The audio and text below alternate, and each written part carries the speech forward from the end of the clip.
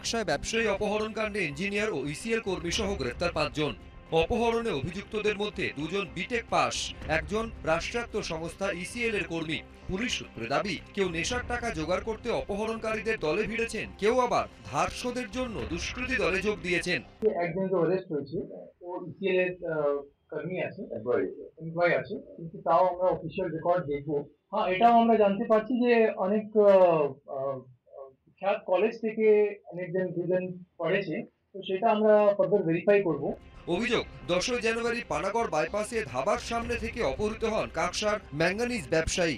অপহরণকারীরা তাকে গাড়িতে তুলে অপহরণ করে। গলসি যাওয়ার পথে ফোন করে ব্যবসায়ীর পরিবারের কাছে 50 লক্ষ টাকা মুক্তিপণ চাওয়া হয়। পরিবারের দাবি, 10 লক্ষ টাকায় রফা হলেও মুক্তিপণ হিসেবে 6 লক্ষ টাকা দেওয়া হয়। 3-4 ঘন্টা পর অপহৃত ব্যবসায়ীকে বাঁশকোপা টোল প্লাজার কাছে নামিয়ে দিয়ে চম্পট দেয় অপহরণকারীরা। 50 লাখ ডিমান্ড করা হয়েছিল, কিন্তু যখন 6 থেকে 10 লাখ টাকা দেওয়া হয়েছে, তখন ভিকটিমকে রিলিজ করা হয়েছিল।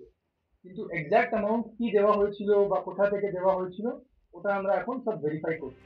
পুলিশ জানিয়েছে, তদন্তে নেমে 150-র বেশি সিসি ক্যামেরার ফুটেজ খতিয়ে দেখে সূত্র মেলে কাকসা ও দুর্গাপুর থেকে একে একে 5 জন অভিযুক্তকে গ্রেফতার করা হয়। ধৃতদের কাছ থেকে উদ্ধার হয় একটি আগ্নেয়াস্ত্র, 4 রাউন্ড গুলি, ম্যাগাজিন, ধারালো অস্ত্র, বাইক ও একটি গাড়ি। কিন্তু বিটেক পাস কিংবা রাষ্ট্রায়ত্ত সংস্থার কর্মীরা কেন দুষ্কৃতী দলে ভিড়ছে, অপহরণের মতো মারাত্মক অভিযোগ কেন তাদের বিরুদ্ধে, তা নিয়ে শুরু হয়েছে রাজনৈতিক চর্চা। মমতা ব্যানার্জির এগিয়ে বাংলার নজির আমরা কাঁকসায় দেখতে পাচ্ছি।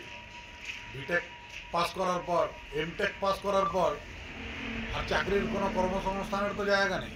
অ্যাকচুয়ালি রাজ্যে তো সবই ওনার অনুপ্রেরণায় হয়, তো এগুলো ওনার অনুপ্রেরণাতেই হচ্ছে। অপহরণ সারা ভারতবর্ষে হয়। পশ্চিমবঙ্গ সরকারের যে প্রশাসন বা পুলিশ আছে, তারা কিন্তু প্রতিনিয়ত তারা পরীক্ষা দিয়ে দেখাচ্ছে যে দোষী ব্যক্তিকে তারা কিন্তু ধরে ফেলছে। কাকসার ব্যবসায়ী অপহরণের নেপথ্যে আর কেউ জড়িত কিনা তা খতিয়ে দেখছে বুদবুদ থানার পুলিশ। মনোজ